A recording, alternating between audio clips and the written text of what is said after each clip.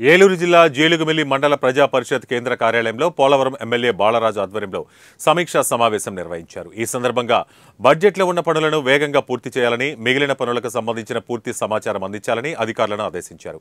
Agency ప్రాంతాల అవసరాలు, అభివృద్ధి, ప్రాధాన్యతల గురించి గౌరవ ముఖ్యమంత్రి మరియు డిప్యూటీ ముఖ్యమంత్రికి తెలియజేసి నియోజకవర్గానికి మరింత నిధులు సాధించేందుకు కృషి చేస్తానని తెలిపారు.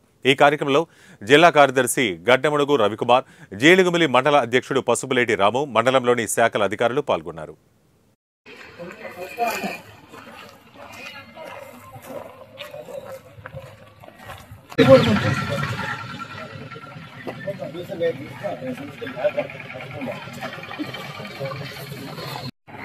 వెల్కమ్.